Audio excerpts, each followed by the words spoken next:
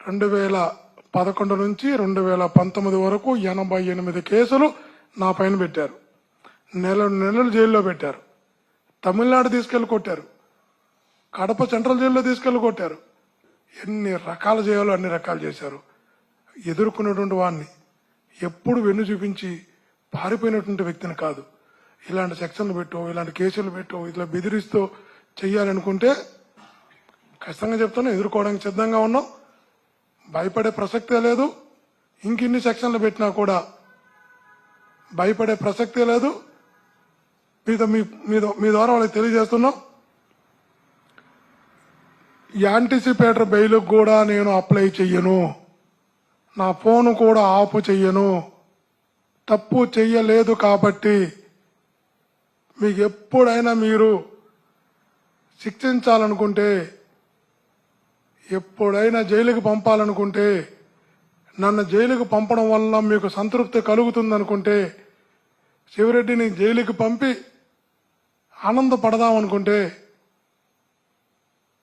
ఏ తప్పు చేయని నన్ను ఇబ్బంది పెట్టాలనుకుంటే ఎదుర్కోవడానికి సిద్ధంగా ఉన్నా, అవసరమైతే మీ తప్పుడు కేసుల వల్ల జైలుకి వెళ్ళడానికి కూడా సిద్ధంగా ఉన్నా. మీకు చాలా స్పష్టంగా ఆ విషయాన్ని కూడా తెలియజేస్తున్నా. ఒరిజినల్గా నిజంగా చెప్పాలంటే, ఒరిజినల్గా పోక్సో కేసు విపరీతమైన అడావుడి చేసి, విపరీతమైనటువంటి న్యూసెన్స్ చేసి, ఈ ఇష్యూని ఇంత దాకా తీసుకొచ్చి రోడ్డు మీదకి లాగిన పోలీసుల మీద, సంబంధిత పోలీసు అధికారుల మీద పోక్సో కేసు పెట్టాలి. ఫస్ట్ వాళ్ళ పైన పెట్టాలి.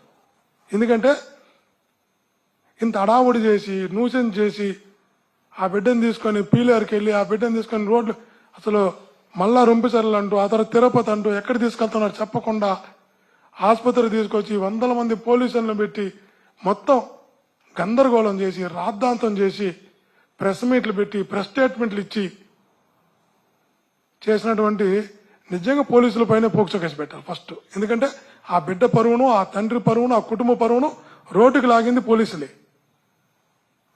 వాళ్ళే లాగారు రోడ్డుపైకి. వాళ్ళపైన ముందు పెట్టాలి. మాకు ఒక ఎస్పీ గారు వచ్చారు, సుబ్బరాయుడు గారు, ఒక అడిషనల్ ఎస్పీ గారు వచ్చారు, రఘుమనోహరాచారి గారు. పాపం కూటమి ప్రభుత్వం కళ్ళల్లో అయితే చెప్తారు కదా, ఇప్పుడు సంతోషం చూడాలని పాపం ఇద్దరు కూడా ప్రతి క్షణం తప్పిస్తున్నారు. ఆ తప్పించే క్రమంలో పాపం 22 రోజుల పాటు ఆ తండ్రి ఎక్కడ వాస్తవాలు చెప్పేస్తాడు అని ఆ తండ్రి చుట్టూ 2 పోలీసులు కంటిన్యూగా ఆలోచన పెట్టారు. ఎవడైనా ఆ పాపను ఇబ్బంది పెట్టినాడు, ఈయన పట్టుకురావాలి. కానీ తండ్రి చుట్టూ 2 కానిస్టేబుల్ పెట్టి ఆ రోజు నుంచి పాపం నిద్ర లేకుండా శ్రమపడ్డారు. శ్రమపడి 22 రోజుల తర్వాత ఏదో ఒక రకంగా భయపెట్టో, బలవంతం పెట్టో, ప్రలోభపెట్టి ఏం చేశారో, ప్రలోభమో, భయమో, బలవంతమో పెట్టి ఆ తండ్రి చేత స్టేట్మెంట్ ఇప్పించి మా అందరి మీద కేసులు పెట్టించి పాప రాత్రి ప్రశాంతంగా నిద్రపోయి ఉంటారు. అంతగా శ్రమించినటువంటి మా జిల్లా ఎస్పీ గారికి, అడిషనల్ ఎస్పీ గారికి అభినందనలు తెలియజేస్తున్నా. పాపం 22 రోజుల పాటు ఆ కేసు పెట్టేంత వరకు వాళ్ళు పడ్డ శ్రమ మన చిత్రువు కూడా రాకూడదని కోరుకుంటున్నా.